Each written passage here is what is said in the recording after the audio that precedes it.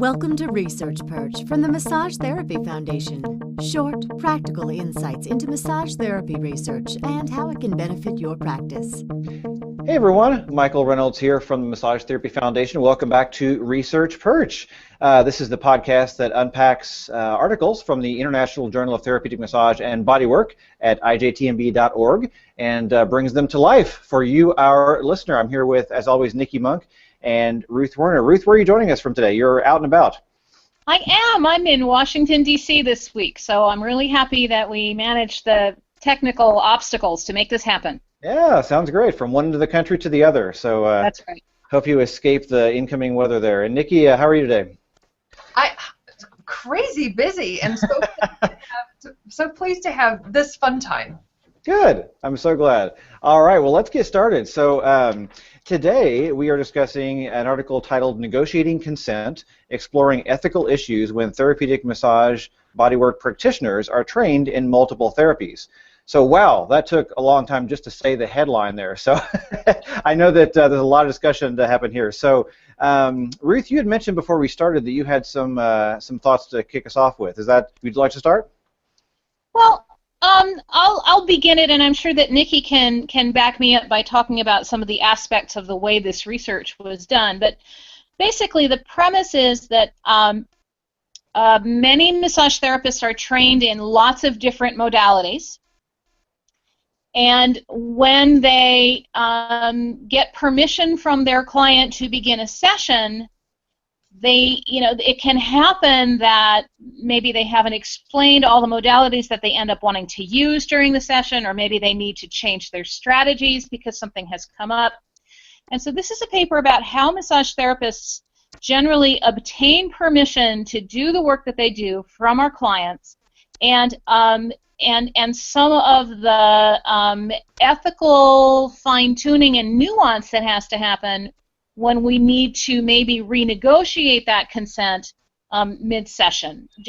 Nikki, would you say that that's a decent sort of overview of what we're talking about here? Yes, and let's back up just a little bit and talk briefly about what consent is. Yes. And why it's important. And so there's a couple of things to articulate. One is, because we're talking about a research study, there's a difference between informed consent for research and informed consent for practice. And so we are talking about informed consent for practice. So who are the players in informed consent here? You've got the practitioner, and then you've got the client or the patient. And so in medicine, we inform consent all the time, right? Before our doctor comes in and does a procedure on us, we read all about, this is the procedure that's going to be happening, here are the risks and benefits, do you give permission for this to happen? And it tends to be per procedure. So this is a sort of a piece between patient and practitioner. So there's three things that the article does a really nice job highlighting what informed consent is and why it's important. Yes, I appreciated this too. Yeah, so this is nice. So I'm just going to read straight from here. Three things. One, that the patient be fully informed as to the proposed treatment, including its purpose, risks, and benefit. Two, that the patient is capable of understanding the information provided. Three, that the decision to undergo treatment is being made free from undue influence. So these are the three components, and all of these things is to basically promote patient or client autonomy, right? They're free to make these decisions, and they can make these decisions on their own. And so the thing that they are pointing out here is that as bodywork practitioners, when is informed consent given? What does it mean? How are we doing this? And then, like I mentioned in our example with medicine, for each procedure that we have done in medicine, we are informed what that procedure is. And then we get to sign off on it, if you will, and give that consent, that permission. And what do we know about therapeutic massage and bodywork? People tend to do multiple modalities. And at what point are we supposed to be getting, or are we supposed to be, and are we doing in practice getting those permissions? How does that look? Why? And so then it begs the question, why is this even important? How come? Why do we need to know this? And so we could talk on that level. We also want to come back around to talking about this in the context of the greater study of what they were doing. So now that we've laid the foundation of who are the players, what consent is, informed consent is, now let's talk about the so what. Why do we care, Ruth, in therapeutic massage and bodywork? Right. Well, and of course we care for a lot of reasons. One is to maintain patient autonomy, so our clients have input into what happens and some kind of control over what happens to them and with them during a session. And the other, and there are other reasons in addition. It was interesting because I was involved in a conversation just yesterday, I think, about breast massage and how some states in the United States, it's specifically mandated that it's not within the scope, so it's not within that state law, and other states mandate that you need a signed informed consent to perform breast massage, and other states, don't have a regulation like that. And that's an example of a situation where you need to negotiate that permission, before you start working together.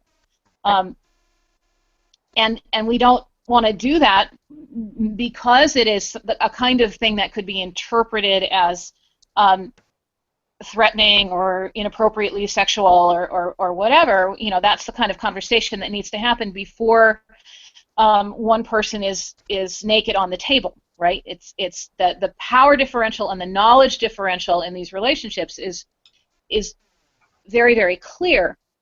The other thing, I think there's a huge ethical issue with informed consent, which is that this is when we explain to our patients or to our clients what we think we're going to do, and we ask them if that's okay.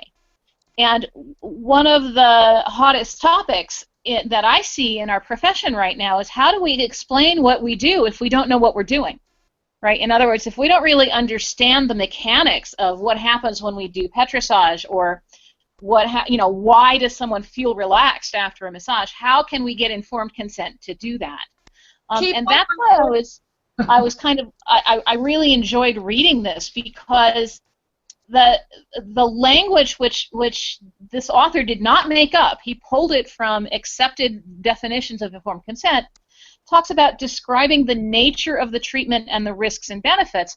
That's something that I think we can do with some realistic language, where we don't have to be making things up about what we think is really happening on a cellular level or an energetic level or whatever. So I feel like I maybe have talked myself down a dead end, but part of the informed consent conversation for me is that we want our clients to have as clear an idea as they want of what's about to happen, and we want our clients to feel free to say, no, I don't want that, stop it now, if something happens that they don't want.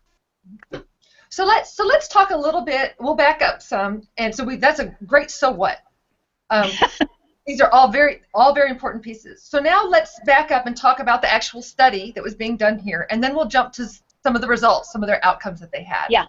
And so this is part of a study, a larger study that was there. This group and Dr. Persino is part of this group, are looking at what is it that we do as therapeutic massage and bodywork. And so they have several different publications that are talking about these things.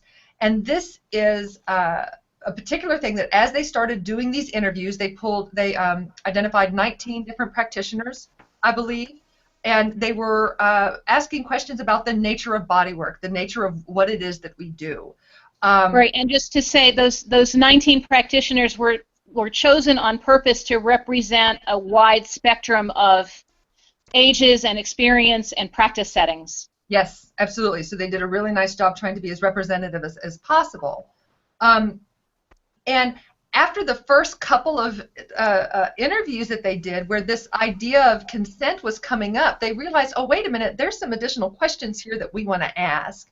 And so they just added a couple of questions, and that was, when do you get consent, informed consent?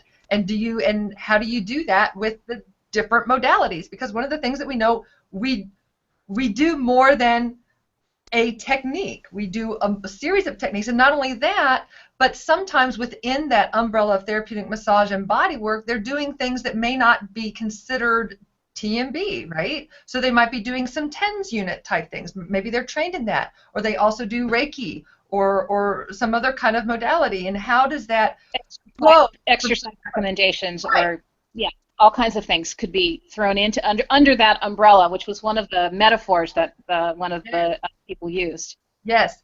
And so here's the thing, and this is something that I want to point out about this particular study. This is a qualitative study, which is very different from the other studies that we've been talking about in Research Perch. We've talked about case reports. We've talked about survey research. We've talked about trial research. And these are answering very specific questions. But now imagine if you're trying to get at how do you negotiate consent. Is there a survey that you can develop that's going to be quick and easy to give, that's going to get at the questions that we're interested in? Not really. And so really the only way to get at this right now is to just go and ask people, well, how do you do that? Well, you develop some open-ended questions, which they've done, and you let people talk. And as they talk, then you ask them further probing questions. And then after you get everybody's response, then you start looking for themes. And you code what they've said, and you look for themes and start putting some of this information together so you can talk about it in an informed and a so what sort of way, right? So that's what they've done. I want to say at this point, for our listeners who might not know, these interviews are recorded and transcribed, and then there's software that helps you look for those linguistic themes. Mm-hmm. So we can, as much as is possible, pull out the bias of what the interviewer wants to hear and really be paying attention to what the speaker actually says. Right. And so the thing that they're trying to get at is, at what point is informed consent gathered? Mm-hmm. And then how is it negotiated throughout the different modalities or different techniques that are being applied in a single session? And so from the different interviews, they've come up with a few different themes where this falls under. And so one of these themes, I'll go ahead and say all three of them, and then we can come back and talk about them. Good. So one was people are compelled to engage in informed consent. So compelled, what does that mean? Because, well, I have a standard of practice here, and I've signed on to, for instance, the AMTA Code of Ethics that says I will get informed consent. So I do that. But so I do it because I have to. Right, I do it because I have to. Mm-hmm. And then there's another, so then when is that done? How is that done? And one of the big themes was I give them a general treatment goal. So we'll talk about that in just a little bit and what that sort of means and the implications of that. And then the other opportunity or the other way to do this is, would that be okay? And so that's the other umbrella theme that they talk about. So those are our three pieces. So let's start first with how is it done? I do it from a general treatment goal. So when you really start thinking about when do you get informed consent? Well, when the person comes in and sees me that first time, we talk about what it is that I do, potentially, right? And they sign a piece of paper that says, yes, I agree to have you do this. So, and from this, what is your goal? I want to be able to have freer range of motion, pain, I know what you do, go and do what you do. And you have my permission to do that, right? This sort of blanket permission to do it. So that's one piece. And they had some nice quotes that come out from this. So this is a quote from practitioner number 2. They're consenting to come in and allow me to manipulate their body. So, you know, whether I do it with Reiki, with massage, or with acupressure, I think it's not an issue. So this is a person who gets that blanket consent at the beginning for the outcome. But go ahead. And I'll say that in the United States, I think this is probably the one that most of our listeners will connect to, you know, and in my own experience of this, you know, the way I think about this is I am, as a massage client or customer, I'm hiring this expert to help me achieve my goals. So, you know, you do what it takes to help me achieve those goals, and I'll tell you if I don't like it. Right. Yeah. So then the discussion point comes, the discussion point of this now starts coming back, well, is that enough? Is it enough? Is that okay? Is that giving the client and this person who's coming and getting on the table enough of the information? Do they know enough? Do we know enough about what we're doing to be able to say, these are the different pieces that I want to do this, that I'd like to include in our treatment? Do you consent to have all of these done in the order in which, you know, I deem in clinical judgment is? And, you know, so,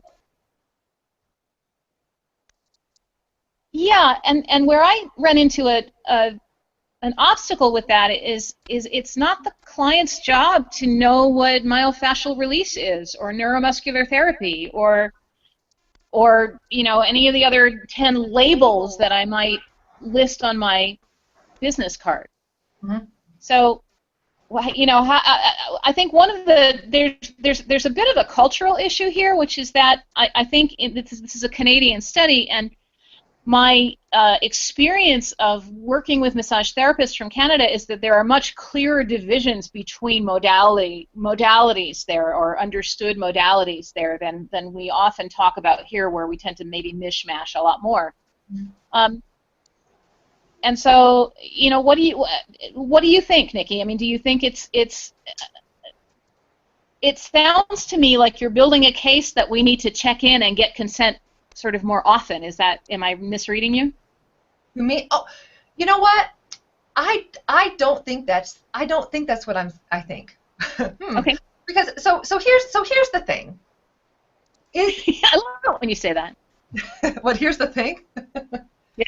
You know, so there's this piece of balance that I know I struggle with, and that is, this is the therapeutic environment and the therapeutic encounter that I am creating for this person, right?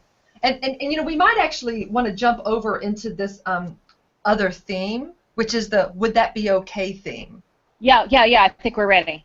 And so this is, and then we can come back to what I personally think, maybe, because I think this what this study does is it starts articulating places where we as a field need to start having this discussion, not just from our practice standpoint, but from our education standpoint, and how, you know, just understanding and articulating why it's important to have this consent, and being able to, as a profession, step back and go, this is what it means to get consent, and this is how we make sure that these 3 reasons are hit and taken into account. So we'll come back to that. But so the other umbrella is, would that be okay? And so I see this as, you know, perhaps a combination. So they come in, the fact that they have come and booked a massage with me, they have gotten on my table, they've signed the piece of paper, my intake form, that says I give permission for you to lay hands on my body and do massage. But there's also pieces in there that maybe fall outside of, okay, so I'm doing massage therapy, but I also have this other tool in my bag that maybe they didn't imply or get consent from, right? But I'd like to do this craniosacral work on you, for instance, or lymphatic drainage. And to be able to say, you know, I think this would really help you. Would you be okay with us doing this? And, you know, they could say yay or nay, right? But then the question comes up is, are they really in a position to say yay or nay? Because here, this is the third component, right, of informed consent, and that is agreeing to something without undue bias. So, or undue pressure. Pressure, right. And so, is there pressure? And in fact, one of the participants articulate this. How able is somebody to give consent for something when they are laying naked on a table under a sheet, where there's this power differential? And so, you know, that sort of, while there is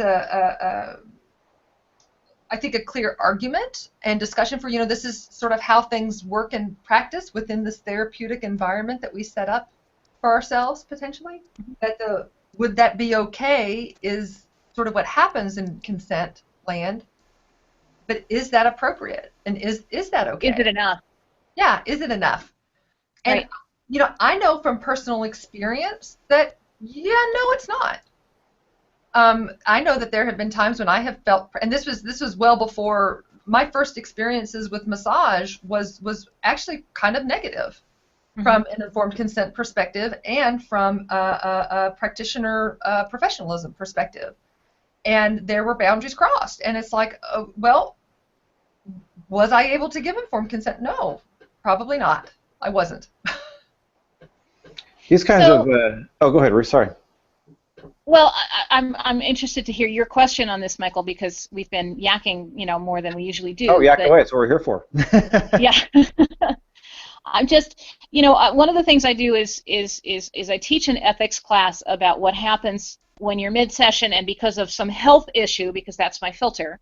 What happens when because of some health or disease issue, it's necessary to change tactics. Mm-hmm. Right? And because this happens to us mid-session all the time. Yes. And so it may be necessary to stop doing your deep tissue massage because you learned something about your client's status that makes you know that this is not in their best interest, even though that's what they may have signed off on. Mm-hmm. Right? So I'm really interested in this as an ethics issue because you're in the middle of the session. By default, your client is naked on the table with only a sheet on, and it is not in their best interest to continue along your original strategy. What do you have besides terminating the session to say, would that be okay method? Yeah, all you have is would that be okay? But if that's not enough, mm-hmm. We just don't have that many options. Mm-hmm. Yeah.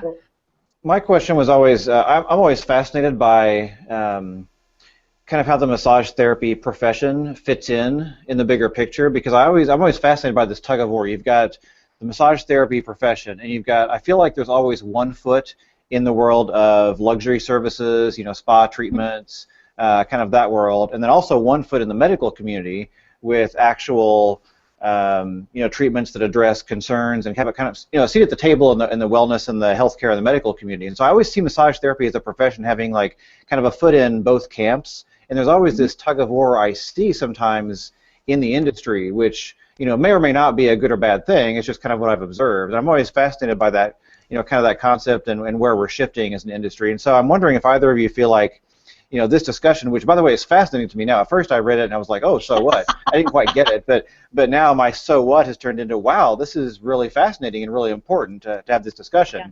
And so I'm wondering if either of you feel, or how you feel, this discussion affects massage therapies as a profession, that seat at the medical community's table.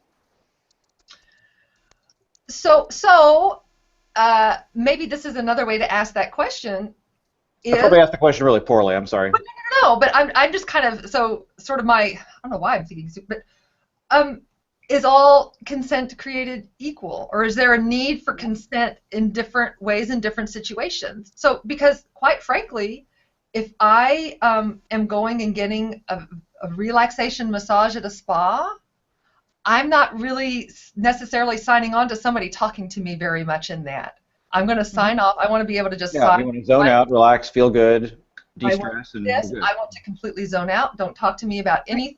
I don't want, you have permission if you, and so I don't want my consent renegotiated. Right.